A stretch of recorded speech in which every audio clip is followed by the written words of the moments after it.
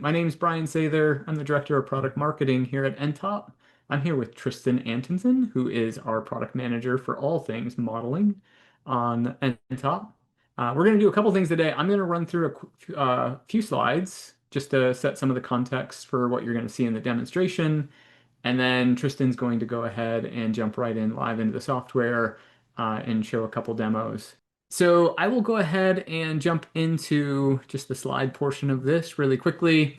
Again, just to kind of set the context for some of this, we work with a lot of aerospace companies, defense contractors, and the one thing that is consistent in those conversations is that the program timelines continue to shrink.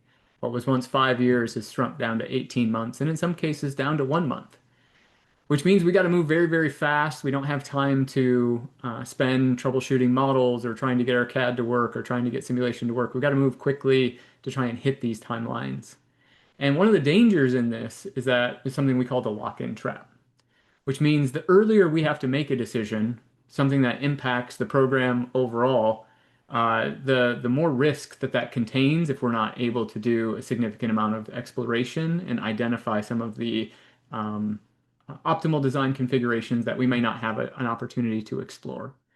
And so many of the customers we talk with, really, it's about how can we just explore our design space as fast as humanly possible so that we can eliminate and reduce the amount of risks that are built into some of these programs as we move them forward.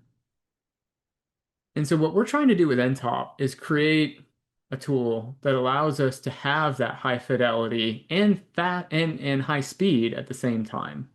And so here's just a quick example of some of the geometry flexing, the wingspan changing, and we are able to make these design changes very, very quickly. This is all in real time. We're not faking it. We're making here's some cowling and ducting that we're changing around. But the idea is how can we make a very, very robust model that's high fidelity and works for all of our high fidelity analysis, but is also very, very fast to change and can be automated so that we can make those changes at scale. And what enables us to do this, and so we're going to jump into the demo right after this slide, and I want you to take and pay attention as we're going through the demo of these three things. The first one is nTop geometry is mathematically precise, right? We store our geometry as mathematical functions or signed distance fields. We're not using, boundary-based approximations that are just glued together like you get in CAD. It's always watertight, it's always precise, and so our modeling operations don't fail. We're able to make these big changes or significant changes to geometry without failure. The second thing that you want to look out for is that our nTop notebooks are code and text. And so what you'll see is we have a notebook that captures all of the steps in the modeling operation.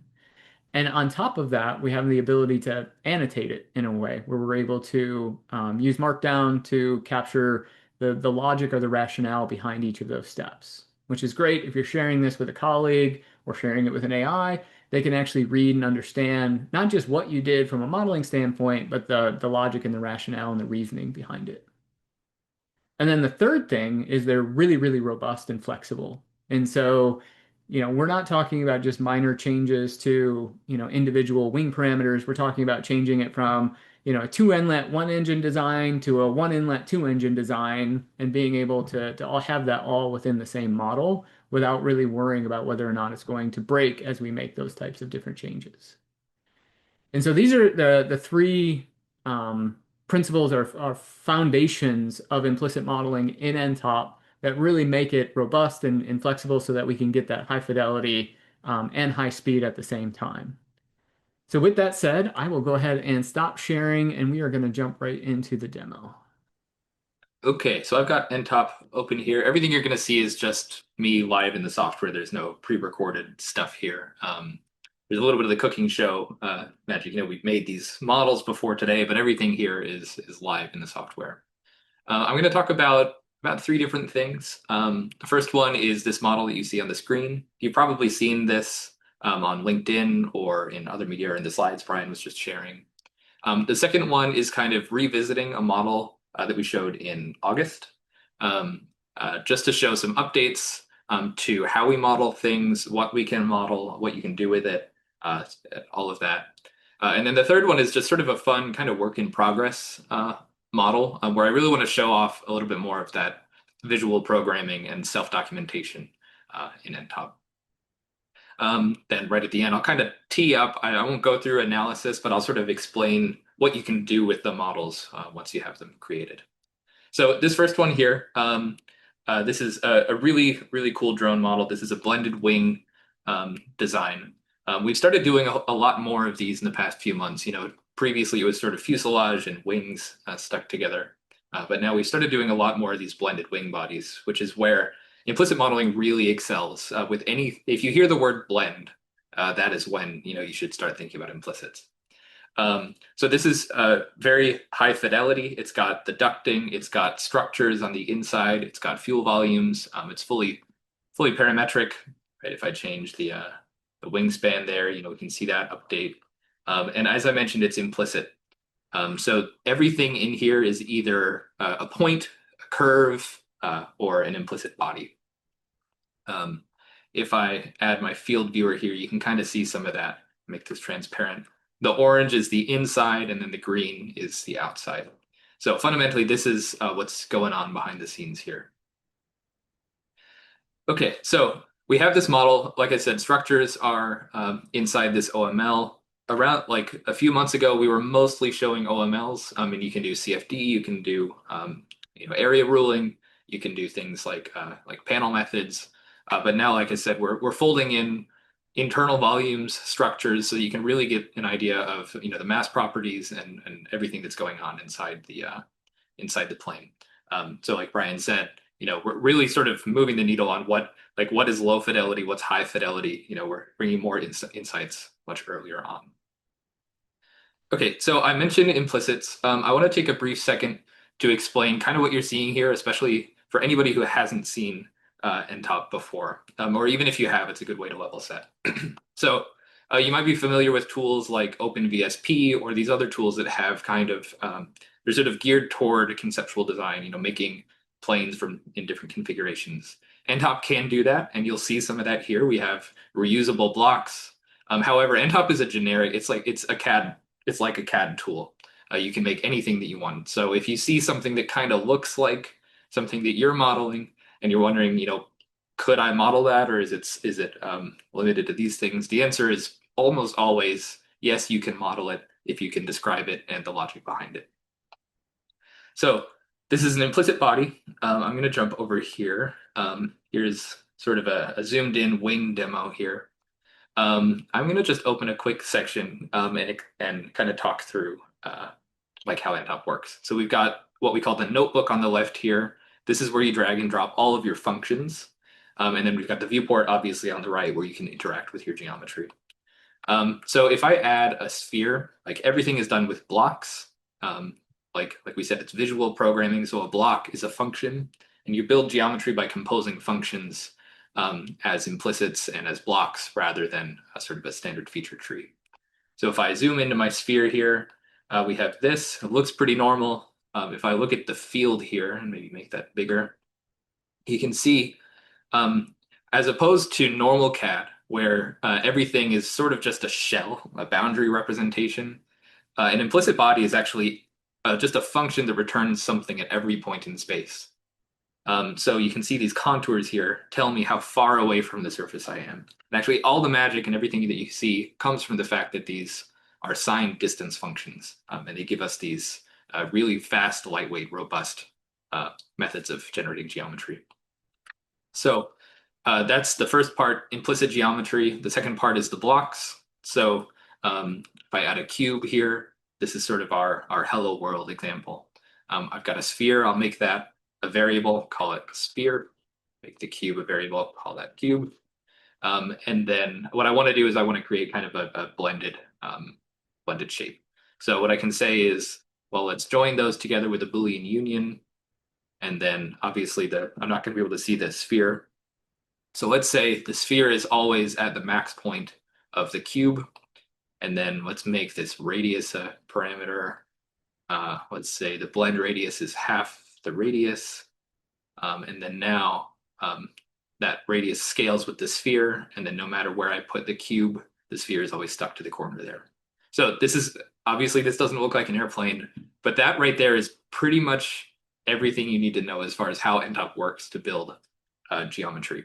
The last thing that I'll show you here is reusable functions or custom blocks. So if I create a new custom block, put this in here, call it sphere cube, then drag that to the output. Maybe make the center point and input here. I'm skipping over stuff. We have plenty of learning content to show you how to do these, but what I want to show you, because it tees up the airplanes, is that now I have a function that I can copy and paste as many times as I want. I can email this, I can Slack it to Brian, I can host it on GitHub, you know, all of that lovely stuff. So that's kind of how it works. If I go back here and look in here, if I search for wing, we've got all sorts of wings, and this is, interstitched with custom blocks everywhere. I'm going to kind of show you how this is constructed by breaking down our second model, which is the CCA. Okay, so again, very similar to what you just saw. This is an implicit body. The gray is an implicit body here. Actually, everything is an implicit body unless I call it out otherwise. This is a fully parametric model. If I play with some of the parameters here, let's say the wingspan, so 30 feet, you can see I've got some internal volumes there. That updates. Again, that was real time. There's no movie magic or anything going on here. And I'm sharing on Zoom, which is always a bit of a pain. But if I toggle back and forth, you can see the wings changed, but then also the tail changed. That's because of this block system, right? I've defined the size of the tail as a function of the wingspan. So people who know more about aircraft than I do explain, you need this relationship between the sizing of the tail and the wings. So I encoded that in blocks here. So again, if I toggle back and forth, we can see the tail size changing. Now, of course, we've got a whole bunch of other stuff here. We've got the wingspan, the dihedral here. You can see I'll reveal the structures in there. And then if I let go, it'll recompute the structures. So now we can see everything is on the inside there. So, like I said, a few months ago, we were mostly doing OMLs, but now we've graduated to structures, internal volumes, and you can get a lot of information out of a model like this, even before CFD. Okay, so I'm going to play some more of the parameters in here, and I mentioned that there are some new functions compared to last time. So about a year ago, we didn't really, we sort of were starting on this aircraft journey, and you could make most of this stuff. There were a couple gaps. We started filling those gaps, and then now we're really working on more intuitive ways to control the geometry. So the place I'll call that out is in the bottom of the fuselage here. So this is that bottom shape. The green hatching is where it's being sort of clipped, like a section cut with the mounting box.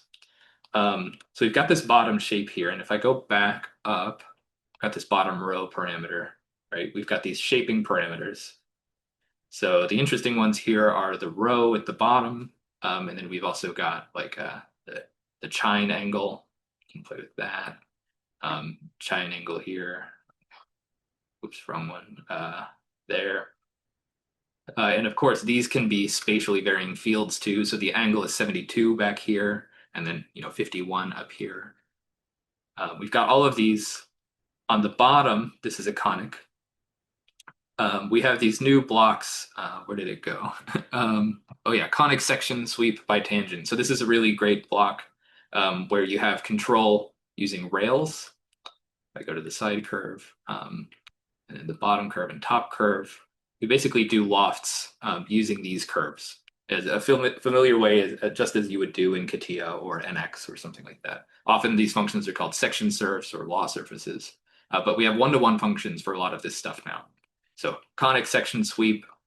This top one was a little bit more complicated. I kind of wanted this, like these angled sides on the top and then kind of a blend radius between the two, and to be able to integrate that with the duct. So that uses a different function. But like I said, all of these update nicely. And then, of course, importantly, if we look at the structures on the inside, everything there also automatically updates. So if I do the wing position, let's say, right, I have the structures as a secondary step, so we can see where the wing is going to be.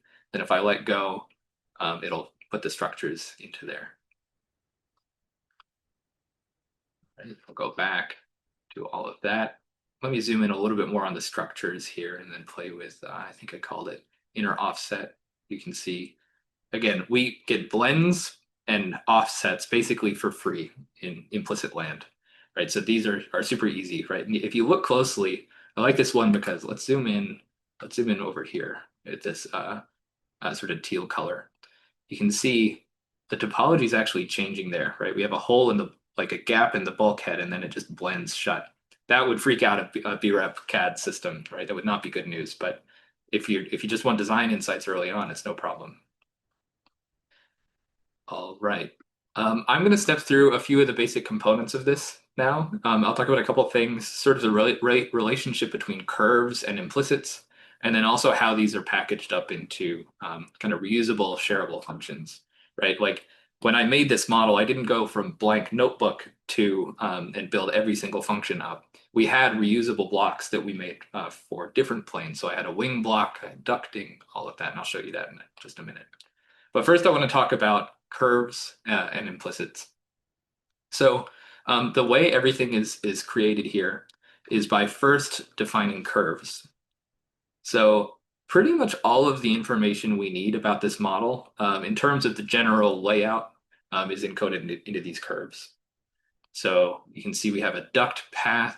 Let me go to turn on my engine here. We've got a path from the inlet to the fan face of the engine. We've got wing edges. If I go down here, I have a block called two panel wing edges. So that creates those edges. And then from here is where we do that lofting that I talked about. So if I go back to my fuselage bottom step and I turn this on, you can see we constructed an implicit that passes through those curves and has a shaping parameter called rho. And actually, in this case, we also have, where did it go? We have this side tangent angle too for the chine. All right. So we have that. And the reason we use curves and implicits is curves are exactly what you need if you care about the precise profile of something, right? We really care about, the angles up here, where the tangents are. Curves are great for that. And actually, they don't introduce any fragility at all. The fragility in a BREP system comes from when you're intersecting surfaces and curves together.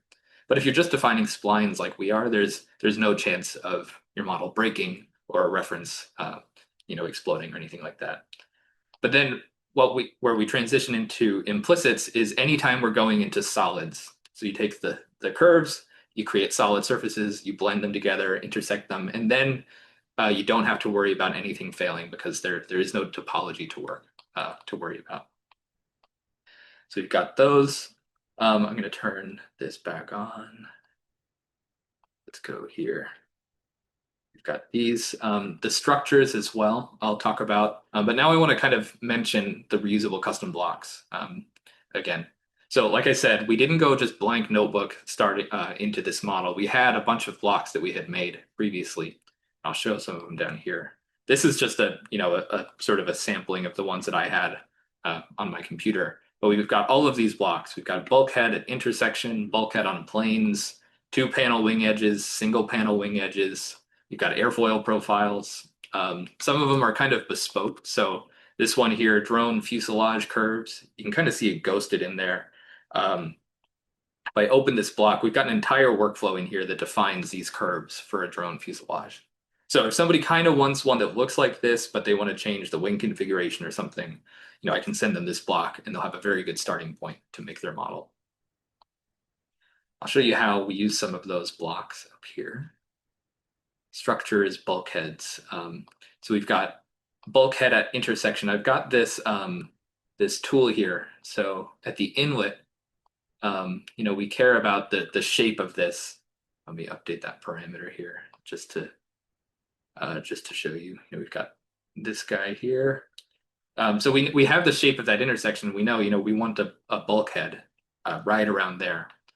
So we just have this block, bulkhead at intersection, and then it will drop a bulkhead right there. Let me turn on the adaptive rendering here so you can see that this really is precise. Right, everything is very crisp, precise, and again, no worries about anything breaking.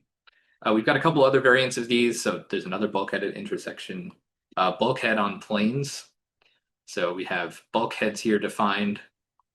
And I said like, okay, well, I know there's some planes where we want bulkheads, and these are roughly where they need to go. So let's just define a list of planes, and then let's just drop a bulkhead on each one. Let me turn this on again. Bulkheads on again. Okay. Talk about the wing boxes a little bit. We've got some wing ribs and spars here. And generally speaking, um, like there are, well, what I've learned is there are a bunch of different ways people like to define these, but the way I did it here is you define a chord for each spar location. So I've just got a list of spar locations here. So if I change one of these and go to, let's say, 3.7, you'll see that update, and that rib is, or that spar is going to scoot over. Maybe I want another spar. So this is another big, kind of fairly substantial configuration change. If I go in here, let's make that 1.7. So now we've got 4 spars. Same idea for the ribs. So we've got the rib locations. Let's add another one here. Let's say point, I don't know, 0.4.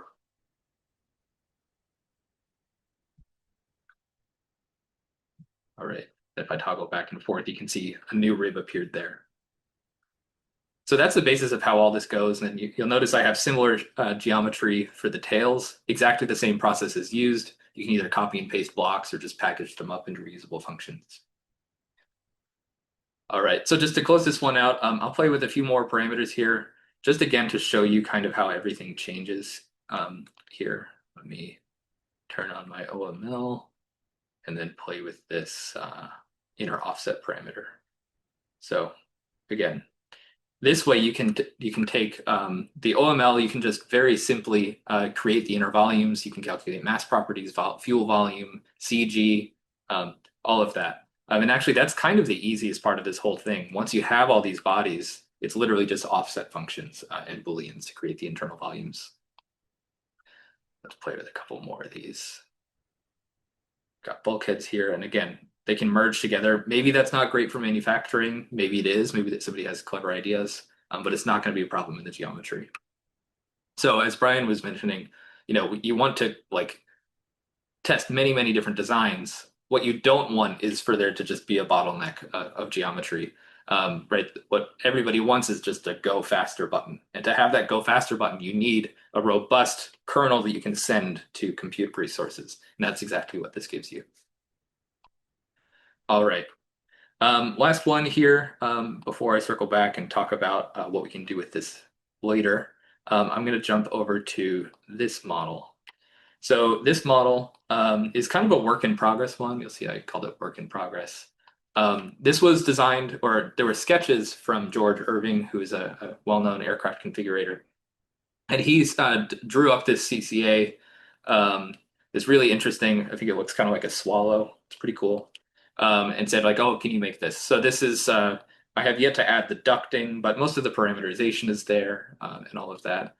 And then we have, again, like I mentioned, all of our curves and everything on the inside. You can see our airfoils there too.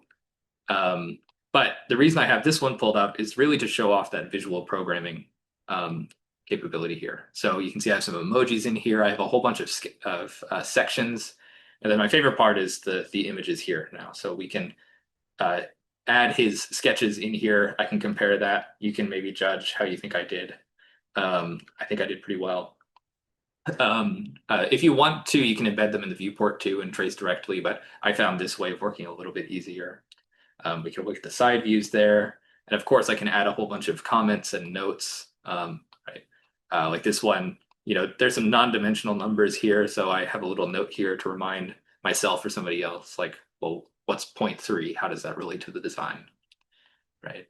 And then again, in here, same idea. You'll see some of these blocks, wings from edges. If I open this, we've got a whole workflow that generates wings from edges. I can share that, save that. All of our field engineers have access to these blocks so that they can build their own configurations. And then in here, again, this is sort of that nearly final design there. And just like the other one, this one uses, let's go here. We've got our cubic Bezier section sweep. So actually, I'm gonna draw on here, right? Often what people want is kind of a going off script a little bit here, but is sort of an S shape here where you can control, maybe that angle, those two angles, and then you want to control like sort of tensions. This again is a direct one-to-one mapping of functions for people who are familiar with CATIA. So if I go in here, let's say top tension, and then adjust this, you can see we can play with that S shape, make this sort of look like I don't know, dolphin or something, make it a little bit more of a pinched look. I mean, all of these again are inputs that you have access to when you run this on your compute cluster or even if you're just manually tweaking the design. Right? Other one I'll play with is the airfoils. Where'd it go? You can search and find things, which is really helpful. Okay, let's turn on our airfoil here. I'm going to change this to be what is it, 2412, make it just like a comically large airfoil. And then you can see the whole thing it's already updated. If I toggle back and forth, you can see the older one there. All right, so this is just a sort of a fun work in progress one. Next, I'm going to add the ducts. And the way I'm going to do that is I'm probably going to copy and paste some custom blocks from here, or maybe Brad's model over here, and then just kind of wire that up. The ducts are going to be, sort of on the sides here. All right. So I'm going to go back to this one.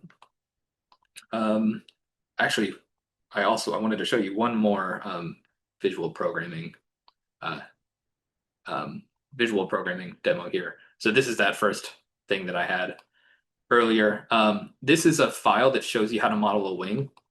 And in here now we support Markdown. So if you've like we mentioned that using nTop it's visual programming, right? It's just like writing code. It's closer to code than it is CAD. In programming, there's this idea of literate programming. And the idea there is that interwoven with all of the code that's actually being executed, you have helpful explanations, comments, things explaining, like explanatory diagrams, all of that. And that's exactly what we enable here now. So in this, sort of blurb at the top, I wrote Markdown, a wing modeling demo. We add like another divider there. You can add hyperlinks, all that. And then this is like a super well documented file where I've explained everything in here. So that way, if I, get sick or something and somebody has to present, they can get up to speed quickly. Um, and that's exactly, what we want to enable for people in their real design processes. Because if you try to reverse engineer, figure out, I'm sure most of you have like looked through somebody's CAD tree before and tried to figure out what they're doing and what the parameters are. It's really, really difficult to do. So this is a pretty critical part of the equation. And as Brian mentioned, this can also be read by AI as well. So I'll let you use your imagination there. All right, just going to wrap this out up a little bit.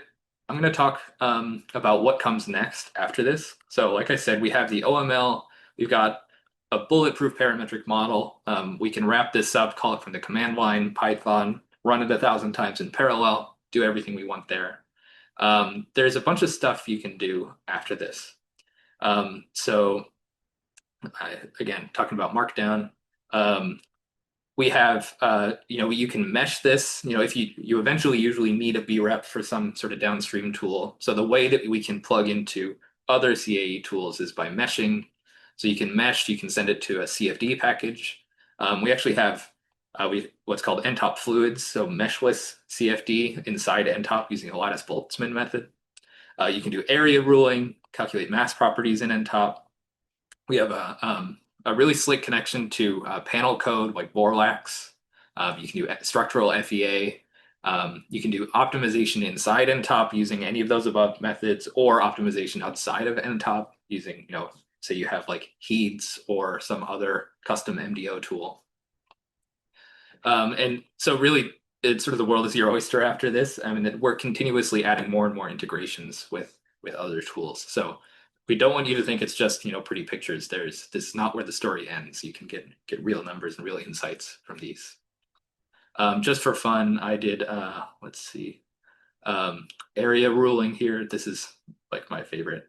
I think maybe it's debatable whether or not you want area ruling on this kind of uh, plane, but I think it's very cool, so I'm going to show it. So this is just a little automated workflow that takes a bunch of sections of the plane and then gives you an area ruling curve. You can do this on the ducting on the inside too, whatever you like. And of course, the center of mass as well.